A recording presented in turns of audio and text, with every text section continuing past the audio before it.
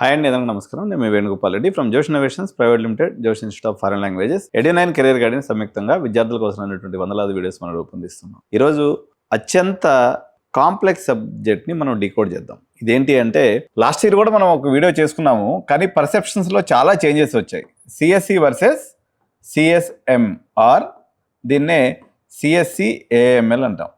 ఈ రెండింటి మధ్య తీవ్రమైనటువంటి సంఘర్షణ నిలుపుకుంది. యాక్చువల్గా ఇవి అన్నాతమ్ముళ్ళు లాంటి బ్రాంచెసే అయినప్పటికీ పేరెంట్స్ రెండు వర్గాలుగా విడిపోయి సిఎస్సి జిందాబాద్ అని కొంతమంది అంటే, సిఎస్సి ఏఎంఎల్ జిందాబాద్ అని మరి కొంతమంది అంటూ ఉన్నారు.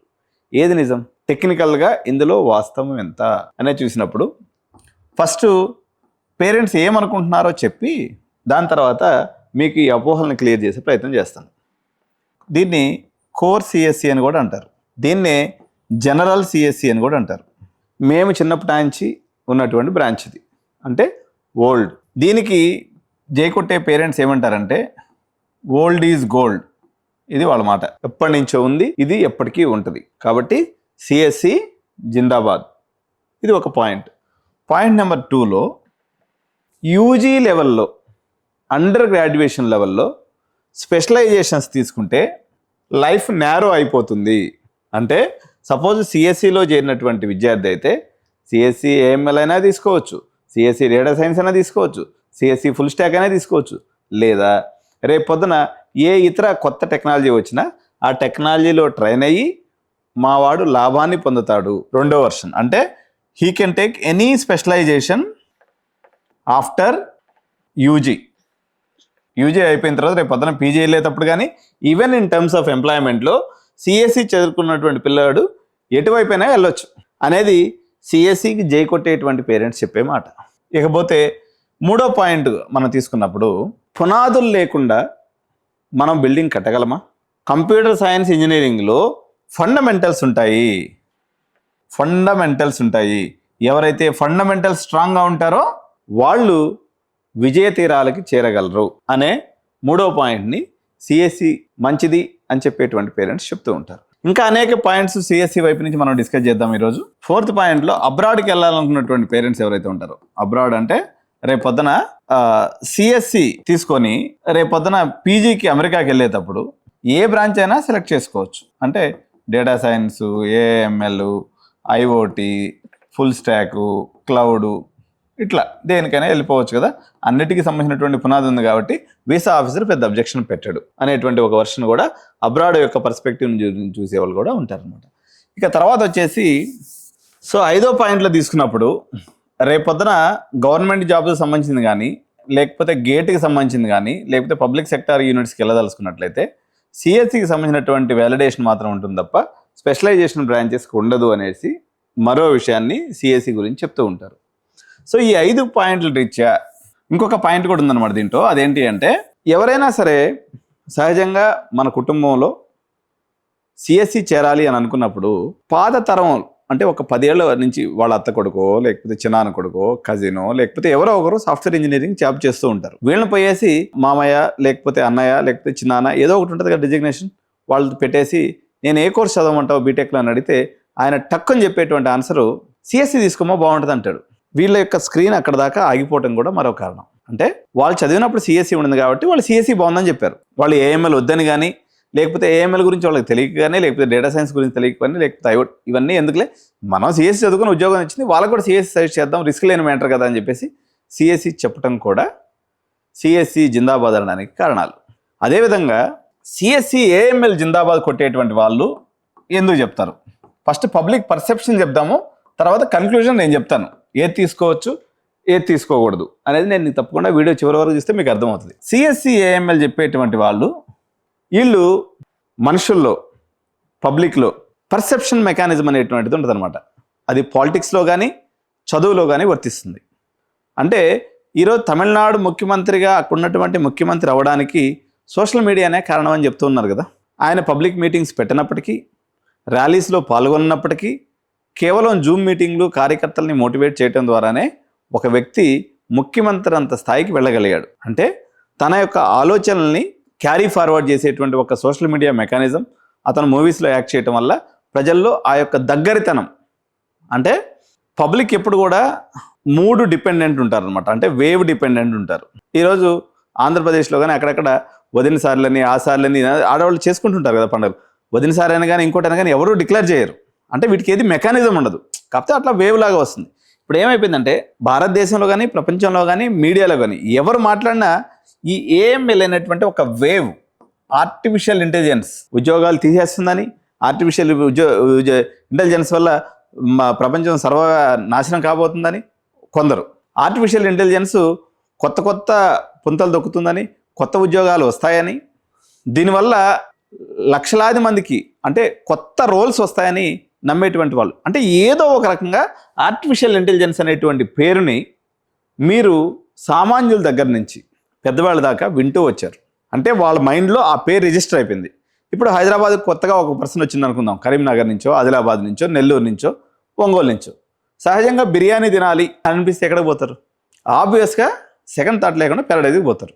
ఎందుకు అంటే గత 50 సంవత్సరాల నుంచి హైదరాబాద్ బిర్యానీకి వాళ్ళు బ్రాండ్ అంబాసిడర్ లాగా అలా ఫిక్స్ అయిపోయింది. అంటే ప్యారడైజ్ బిర్యానీ సూపర్గా ఉంటుందని కాదు, ఇంకోటి చేసే బిర్యానీ బ్యాడ్గా ఉంటుందని కాదు, వాని పక్కనే సూపర్ డూపర్ బిర్యానీ పెట్టుకొని సొంతగా మాస్టర్ చేసుకుని ఇంట్లో చేసుకుని వచ్చి పెట్టినా వాడిని పబ్లిక్ నమ్మరు.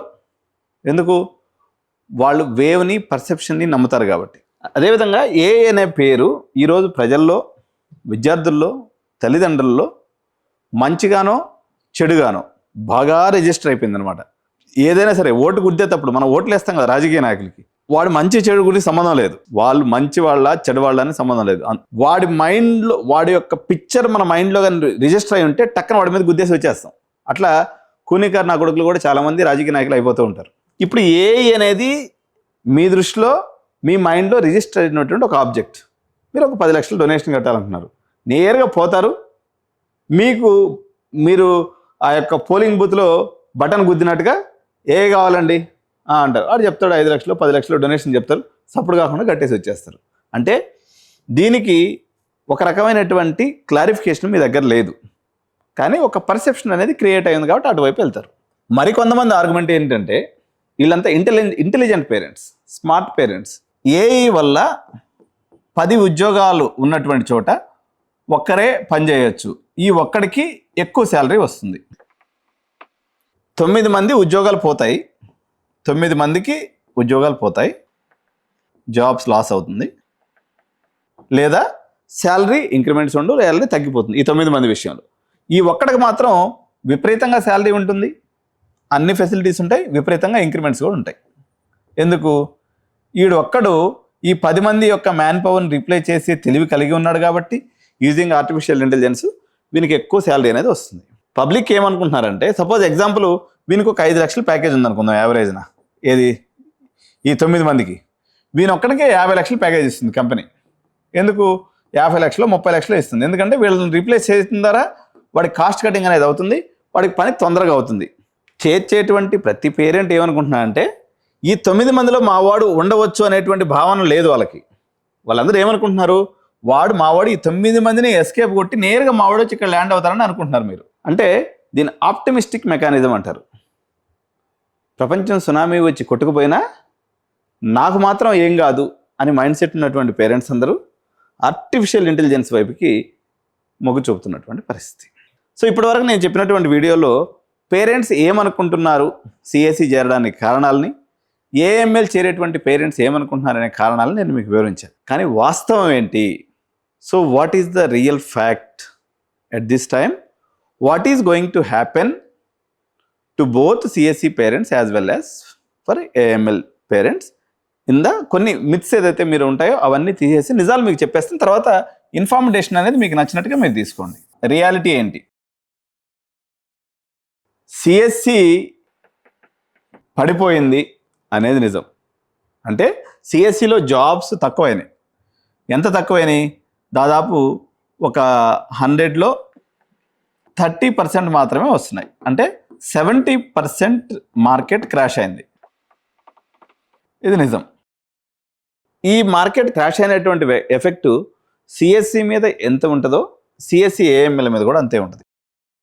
కారణం ఏంటి అంటే, మీరు ఒక ఫ్రెషర్గా కంపెనీలోకి ఏ రోల్స్కి, అంటే మీరు ఒక నార్మల్ కాలేజీలో చేరింది అనుకుందాం, for example CMR set engineering కాలేజీలో మీరు సిఎస్సి జరిగినారు, ఎంతో డబ్బులు కట్టారు, మీరు సీట్ తీసుకున్నారు, లేకపోతే కౌన్సిలింగ్లో మీ సీట్ వచ్చింది, జాయిన్ అయిపోతున్నారు. ఇంకొక పర్సన్ వచ్చేసి సిఎస్సి ఏఎంఎల్ జరిగింది. వీళ్ళిద్దరూ ఈక్వల్లీ టాలెంటెడ్ అనుకుందాం. అంటే వీళ్ళిద్దరు ఒకరు ఎక్కువ కాదు ఒకరు తక్కువ కాదు, ఈక్వల్లీ టాలెంటెడ్ అనుకుందాం. సిఎస్సి వాడికి ఎంతైతే ప్యాకేజ్ వచ్చే అవకాశం ఉందో సిఎస్సి ఏఎంఎల్కి కూడా అంతే ఉంది. 1% కూడా ఎక్స్ట్రా లేదు. 1% కూడా ఏఎంఎల్కి ఎక్స్ట్రా ఉద్యోగం వచ్చి సిఎస్సి వాడికి తక్కువ ప్యాకేజ్ వచ్చేటువంటి ముచ్చట అసలు లేనే లేదు. ఇది ఒక మిత్. ఇది పాయింట్ నెంబర్ 1. రెండోది వచ్చేసి సిఎస్సి చదివితే నార్మల్ జాబ్స్ వస్తాయి, అంటే తక్కువ ప్యాకేజ్ జాబ్స్. ఏఎంఎల్ చదివితే మాత్రం గ్యారంటీగా జాబ్ వస్తుంది.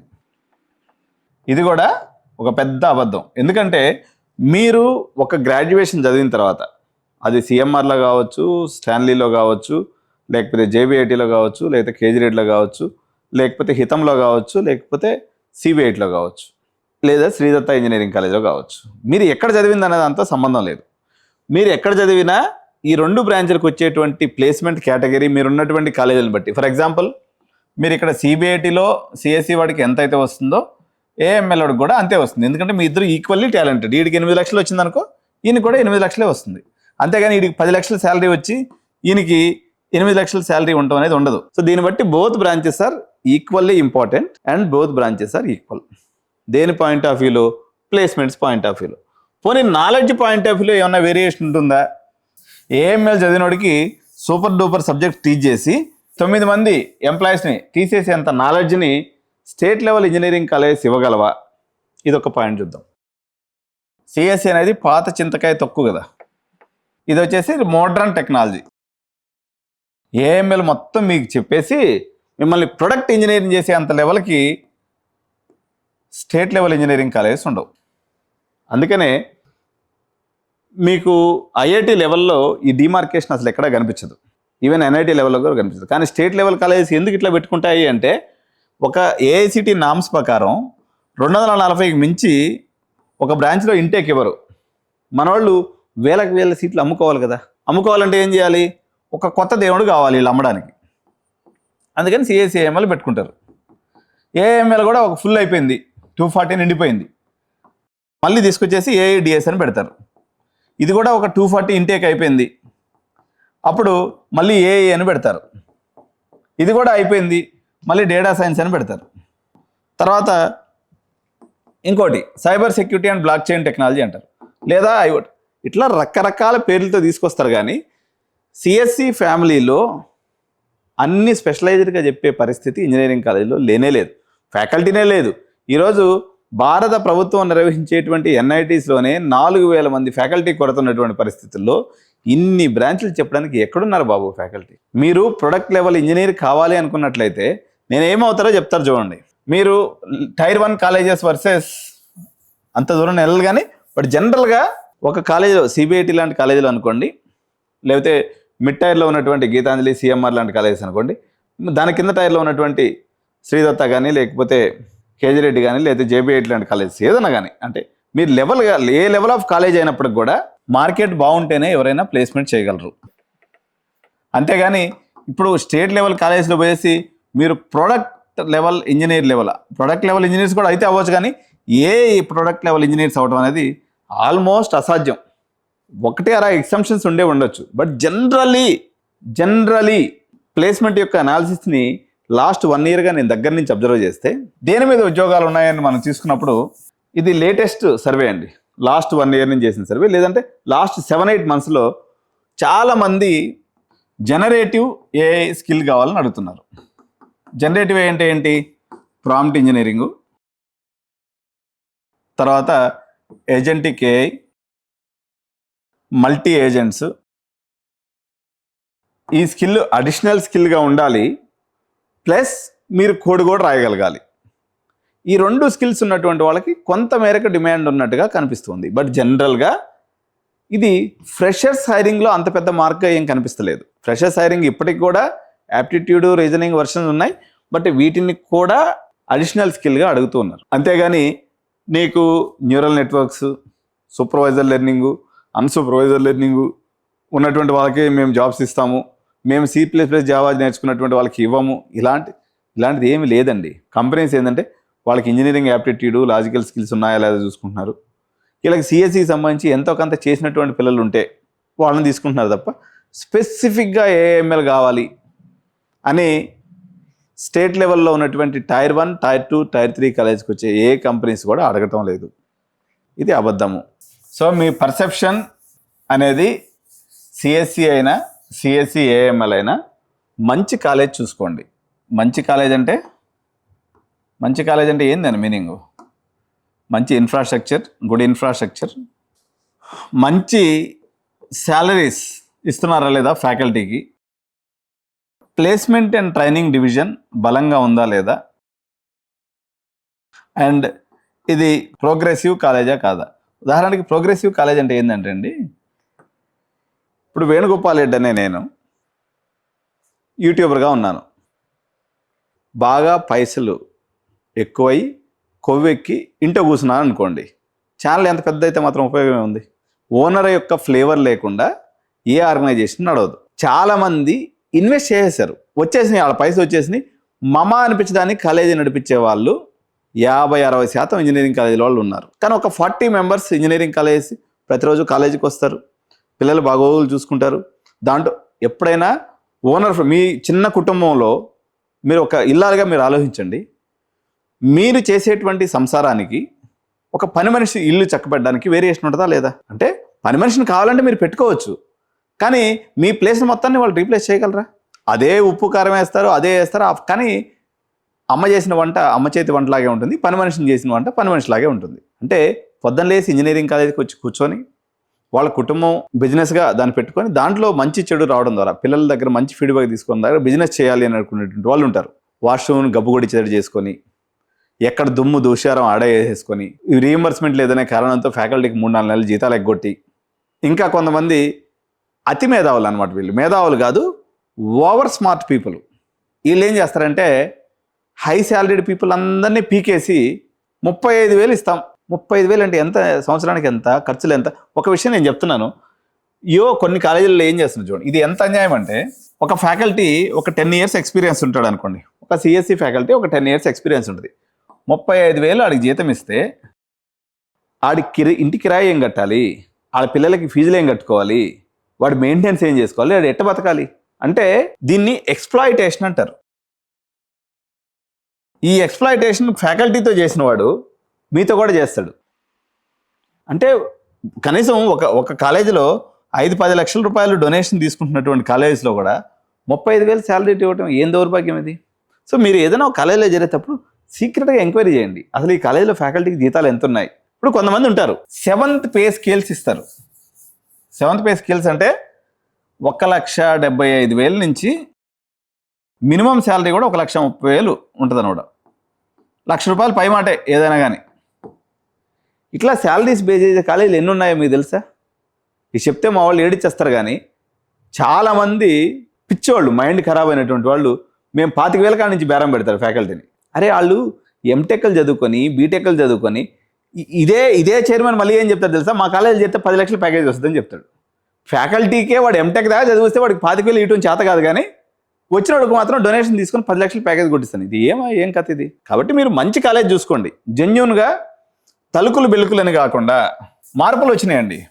వచ్చినటువంటి మార్పుల్లో చాలా జనరేషన్ ఆఫ్ కాలేజెస్లో న్యూ జనరేషన్ ఎంటర్ అయిపోయింది. ఒకప్పుడు ల్యాండ్ లార్డ్స్ ఆ రోజున పరిస్థితుల్లో ఎట్లా కాలేజీలు పెట్టారు, వాళ్ళు చాలామందికి మంచి చేశారు, కొంతమందికి చెడు చేశారు, అయిపోయింది. కానీ న్యూ జనరేషన్ వాళ్ళు వచ్చి ఎవరైతే లీడ్ చేస్తున్నారో, అది గీతాంజలి ఇంజనీరింగ్ కాలేజీలో new generation Harshavardhan Reddy sir కానీ, లేకపోతే సిఎంఆర్లో అభినవ్ సార్ కానీ, లేకపోతే రోహిత్ కేజీ రెడ్డి కానీ, లేకపోతే ఎవరైతే ఈ చాలామంది యంగ్ జనరేషన్ ఇప్పుడు వచ్చి కాలేజెస్ని లీడ్ చేస్తూ ఉన్నారు, శ్రీదత్తాలో కానీ.